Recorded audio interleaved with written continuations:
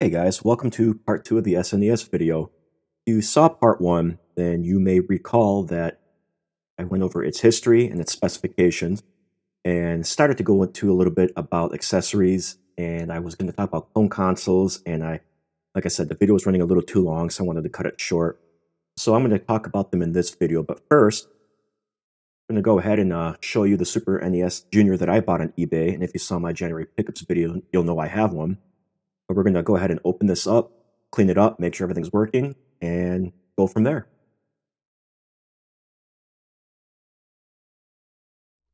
So first things first is we'll take a look at the console. On the outside there doesn't seem to be anything obvious broken. Connector on the multi-out jack is working. The AC adapter out. Well, DC, 10 volt. There's a little bit of corrosion on the interior pin. I don't know if it's visible in camera, but there's a little bit of corrosion there. Could just be from age, I'm not sure. So it's using these security bits, also known as game bits, and I've got screwdrivers for that, so that's fine. Controller ports look okay. On-off switch seems to move. Reset seems fine. Cartridge slot's a little dirty, but otherwise it seems fine. So let's go ahead and take this apart and see what we can come up with. Okay, so do is remove these 4 screws. I don't think there's any hidden screws on here. Might be one in here, but I don't think so.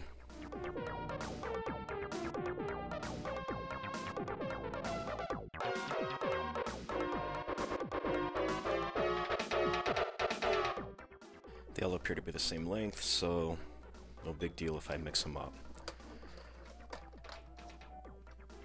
There we go. Some very, very mild corrosion here, not a big deal. Should be able to take care of that. A little bit of dust. But otherwise everything so far looks good. These capacitors seem to be in okay shape.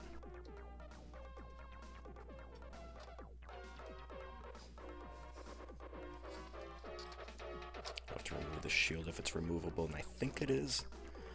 So right now I need this kit because I need a Phillips bit.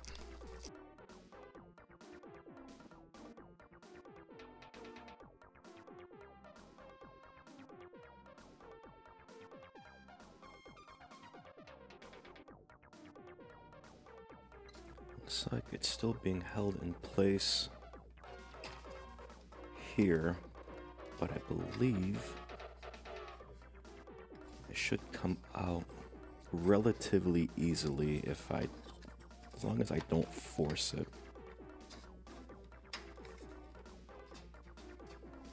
And again, oh wait, there is one more screw back here.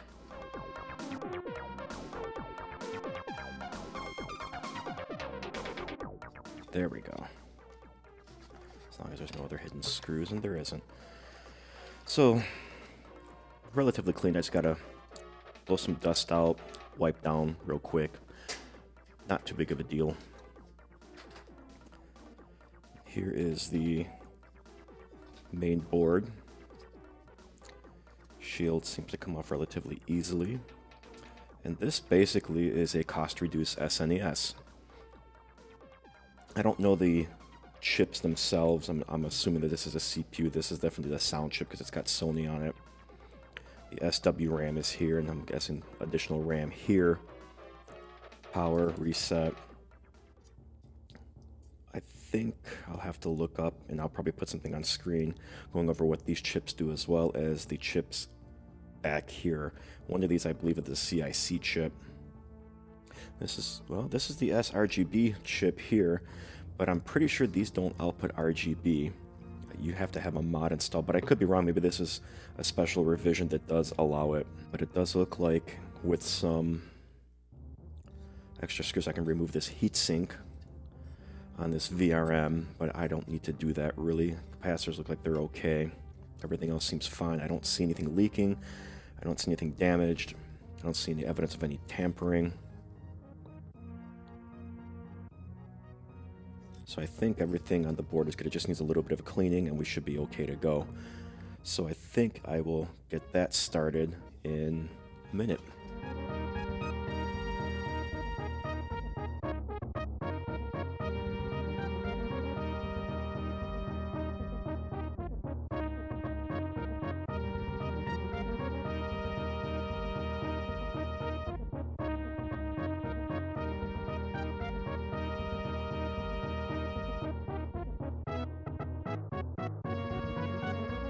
Now, I do have a little bit of deoxit here, because I know like I said, there's a little bit of oxidation on the power port, so I'm going to go ahead and spray that.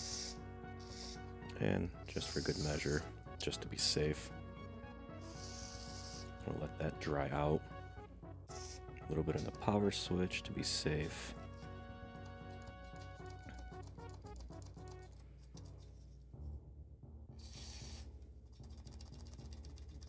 There. That should be good enough, and for the rest we'll just use an old toothbrush and some isopropyl alcohol.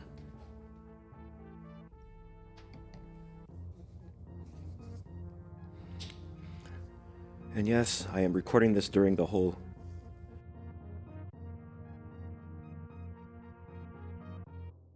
of early 2020. I always work from home, so that's not that much of a change for me. What is a change is not really being able to go out, because all the bars and restaurants are closed. They're doing carry-out food only. Some bars have a carry-out license for alcohol, so you can go and pick up beer if you need to. Things like that. But I don't need to worry about that, because I am well stocked on that. So, but the main concern for me is the lack of human interaction, and I know we're supposed to keep away from people and, you know, allow this time to basically self-quarantine.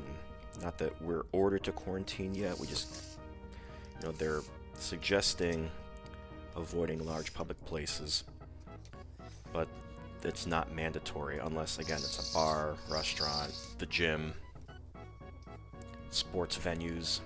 In fact, the NHL, NBA have postponed their seasons indefinitely. MLB is on a hiatus. The opening day was supposed to happen in a couple of weeks. Looks like that might be pushed back. Who knows how long. NCAA basketball tournament has been canceled flat out, so there is no basketball. There's no sports really right now at all, except for, I think, some bowling. You know, that is until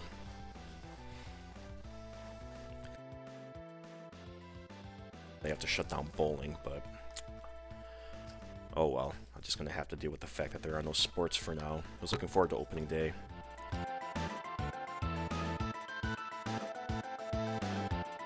While I'm cleaning, I'll go over what I do know. The cartridge slot here, most games only use the inner pins. These are typically used for co-processors that are in cartridges, like the Super FX chip, the SA1 chip, things like that. And that's what sends the extra processing power back and forth, accesses the RAM, coordinates with the main CPU, things like that. I don't think I'd be able to remove this anyway without desoldering the power port, and I don't want to do that. So the deoxit should be enough to help with any potential oxidation in there, hopefully.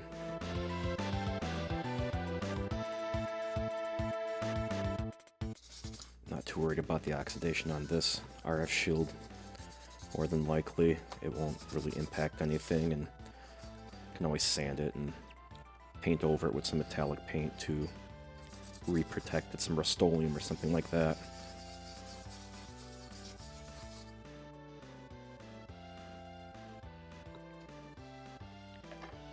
So while that's all drying out, let's take a look at a controller. So fortunately the controller's open up with just a standard Phillips screwdriver. Need to get a smaller bit. I believe this is going to be a PH000. Might be a PH000. Nope. It's a Phillips 00 for anyone playing at home.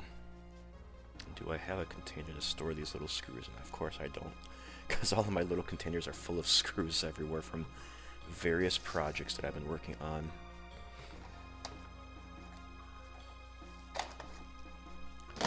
We'll use this drawer.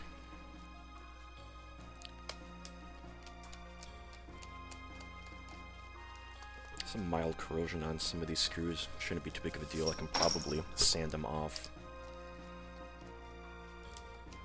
Or even just soak them in either some white distilled vinegar or WD-40. which I should have somewhere. And I won't take apart all the controllers on here. Once you've seen one, you've seen them all, basically. But I will obviously clean them all off. I will show off some of the game cartridges and the Game Genie and the Super Game Boy, though, because those will all be a little different on the inside.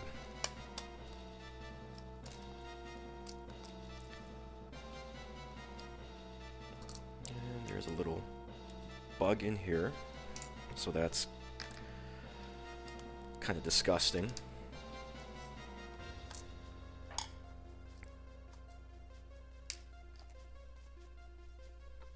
Or part of a bug anyway. So the way a lot of these older controllers and newer controllers work is through the use of contacts. Basically, you've got carbon, I think they're painted on. I don't think they're like injected, but I could be wrong on here. And then you've got carbon pads on the actual PCB. When they make contact, you'll notice that they're always split.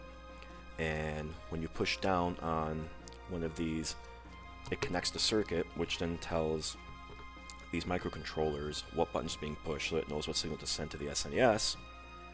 So the SNES knows how to interpret that. PCB itself looks like it's in great shape, no dirt or anything. A little bit of wear and tear from here, from pushing down on buttons and the joypad and things like that. However, this is definitely going to be dirty, and all of these will need to be washed, and what I'm probably going to do is just soak them in just some dish soap overnight to clean everything out.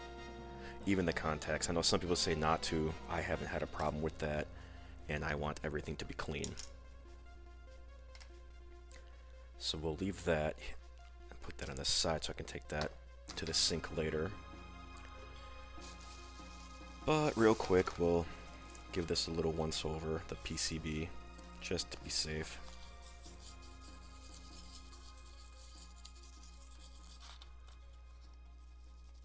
The L and the R.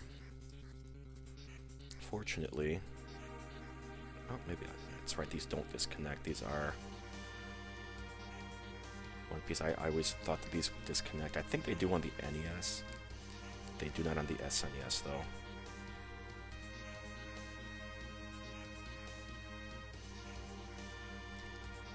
That's fine. Not that big of a deal. So that's that. We'll let that off to the side to dry off too. And let's take a look at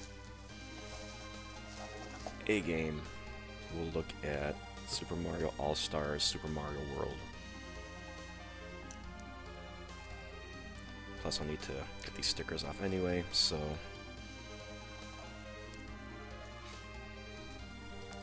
we'll grab my game bit.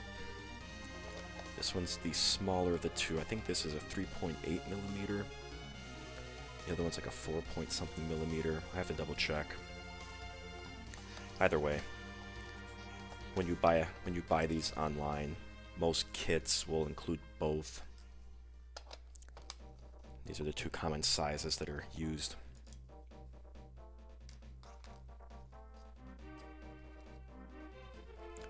The game itself is relatively clean. The contacts are definitely need to be cleaned off a little. Different ways you can do this. You can use a Q-tip with some alcohol, some sort of deoxidizer on a Q-tip, a rubber eraser, as long as it doesn't leave a residue behind, because obviously that'll interfere with the electrical connectivity between this and the cartridge slot. And I've personally also used a magic eraser before if there's some real corrosion on there, just very lightly. You know, magic eraser is almost the same as like a very, very ultra fine sandpaper, so as long as you don't go overboard, you should be fine. I'm not condoning using that, but I've done it in the past. I haven't had any worries. So, and here you have the various chips on the cartridge. You've got the SRAM battery, and I want to say that this is the CIC. No, this is the CIC chip. I believe this is the SRAM. These are the ROM chips. Not sure what the third one is. I'll have to look and see. and I will most likely replace this battery, but I'm not going to do it for this film. I mean, this is probably fine, but I'm going to do it anyway since it's got this taken apart.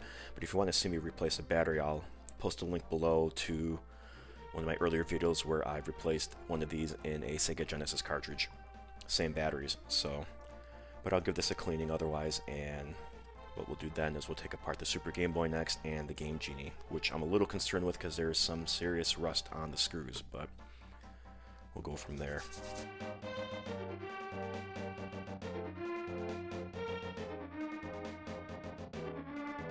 And it's already looking a little better. Pins are definitely going to be worn a little bit from being inserted into the cartridge slot a few times. It is what it is. The rest of this will probably have to be cleaned now. I'm not going to be able to soak this in soap because I don't want to damage the label in the back, although I am going to remove this price sticker. For sure. And then I'll have to worry about that. Now there's different ways you can do this too. Soak it in some IPA, like actually soak it, let it sit on there, maybe even grab like a piece of paper towel that's soaked and just lay it on top until it absorbs into here, and then you can take like an old credit card or a spudger and just kind of gently scrape it off. If you've got and I wish I had one down here with me, but if you had a credit card, let's just pretend this is it. You can just sit there and slightly go back and forth with it as you work the label up, and in this case you won't be able to do it as easily, but for something like this here, if this doesn't come off easily, once you get enough of it off, you can probably just slowly peel off the rest of it, so... Although this might come off easily on its own. Oh, almost easy. Clean the residue off either way. There.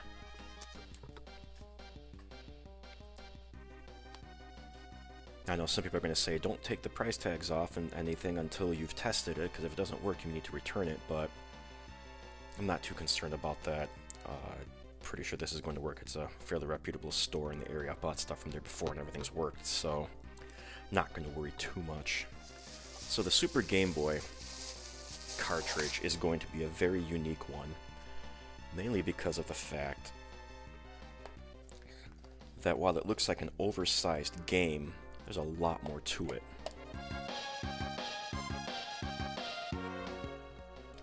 So I take this off, not too dirty, just a quick clean up.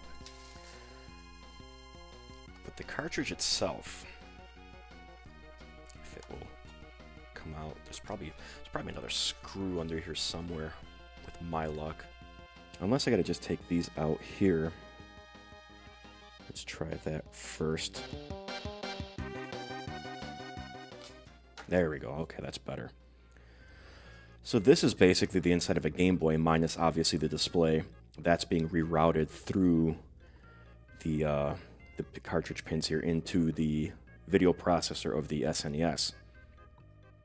Looks like there's something might have been spilled in here though, or excess flux. It's hard to say. Definitely another dead critter in there. Gotta love this old these old electronics. There's always dead critters in them.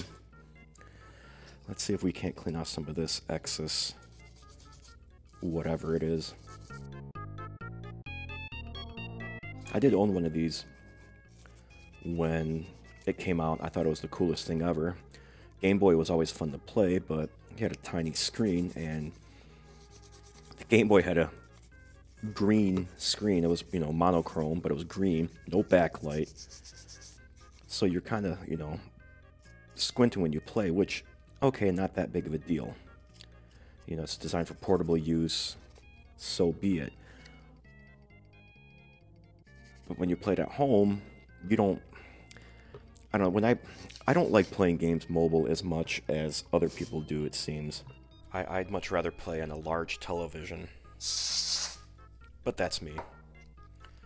Alright, so inside of this cartridge slot here. Yeah, so when this came out, I thought this was a godsend. And in many ways it was, so.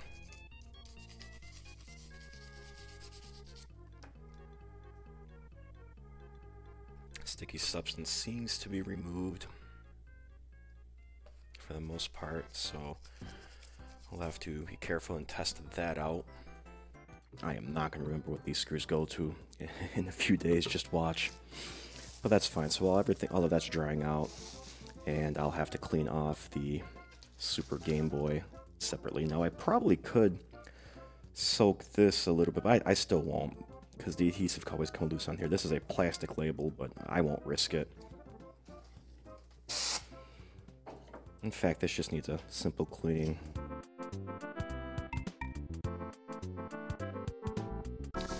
Set that out to the side.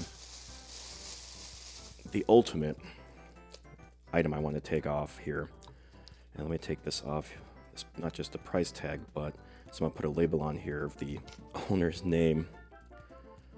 I know some people would label their games maybe because they would borrow them to other people, lend them out so that they know it was theirs, but these labels are easy to take off anyway. Why would you even bother? At the very least, use, you know, a Sharpie. Most people don't know how to remove Sharpie residue. By the way, usually just IPA or WD-40. But the label did cover up a little bit of an area, which I know it's darker gray, but there is a little bit of yellowing. So, but the way this worked is this would, you know, and this would not work with like some games just because of these pins missing here. I could be wrong, but I'm pretty sure the games that utilized, you know, like the Super Game Boy, for example, wouldn't work because there would be no way to pass these on to the SNES because they're missing. So, but with the Super Game Boy, it's fine. You could always use the Game Boy Game Genie if you wanted to do that. But if you wanted to play Star Fox, I don't think you could because it also utilized these extra connectors. So, but otherwise, what it would work is a game cartridge plugs in here. The lockout chip built in, the CIC chip, would then be passed through, allowing this device to work with the SNES. And then what this does is it would intercept memory calls. Depending on what code you put in, it would modify those memory spaces to give you infinite lives, to glitch a level if you wanted to, you know, whatever. So, and this, actually, when I first saw it, I only noticed the one scratch. I didn't pay attention to these two. This one's rusted. This one's got some additional corrosion. This one's fine. So either A, something was spilled on here, or B, this was kept in a very damp environment.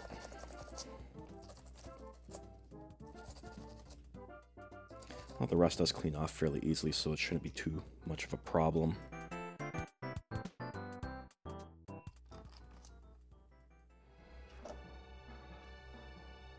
Fairly light dust, but yeah, but there is some sticky substance on here.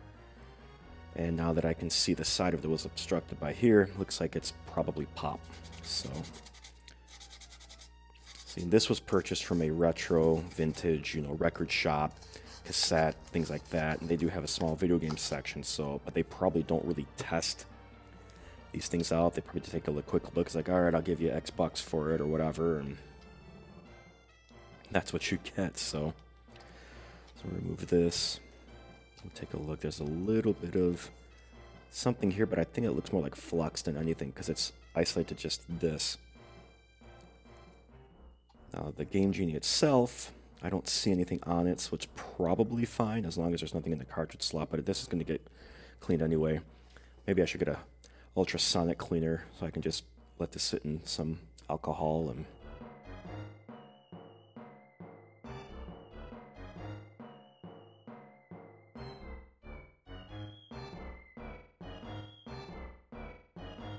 of course it's a paper label, so I can't just soak it. And again, this is just a pre-cleaning just to loosen up and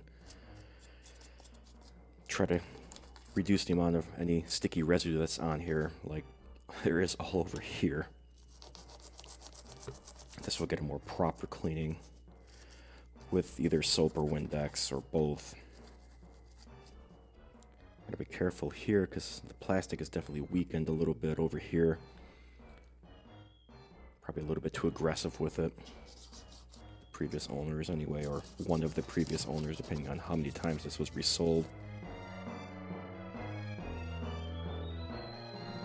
Okay, for now that's gonna probably be enough with the cleaning. And with everything else, that's all we're gonna show for this because there's nothing else to really do, just additional cleaning and soaking and things like that. Next time you see this, this should be all put together and hopefully working. Fingers crossed.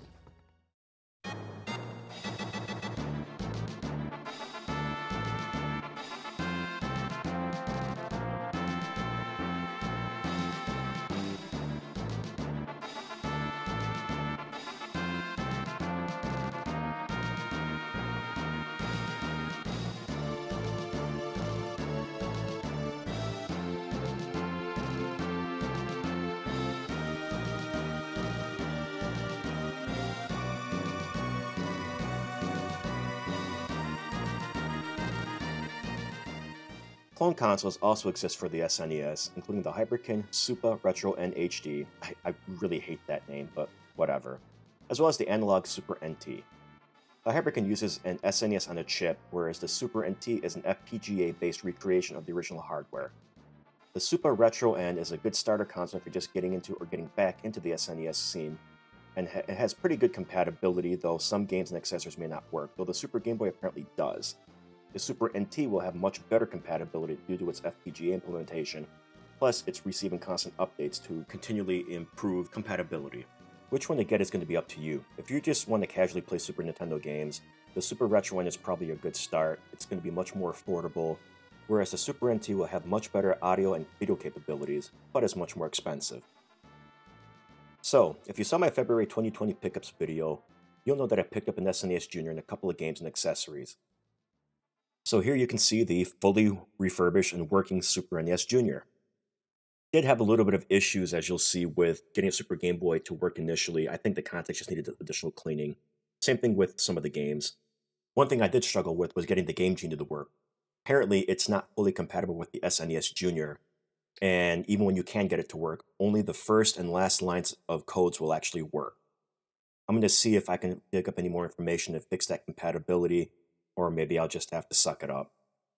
I just picked it up because I had one as a kid, and I thought it would be cool to have one again. At the very least, it'll be in my collection in the event I ever decide to get an original SNES.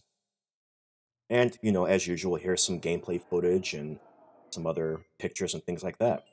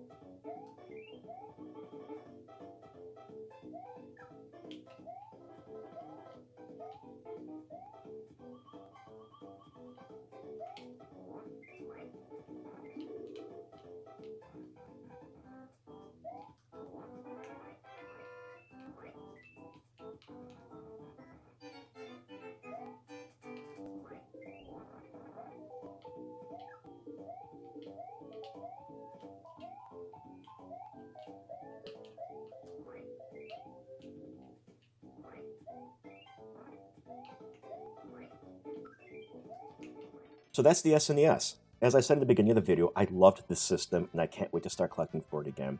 And since I have the SNES Junior, I will probably need to perform an RGB mod so I can utilize the SNES HDMI or component cables. I can use it without, but the picture quality, as you saw, wasn't that great.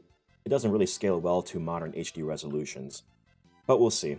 Hopefully, if I do that, it'll go better than my entire 2600 composite mod, which I'm still doing some research on. I just can't seem to find any information about my specific console, so I'm just going to have to try different guides and hope that I get it right. But for the SNES, they're pretty straightforward. There's different ways to do it, and I'm going to try to attempt one in the future.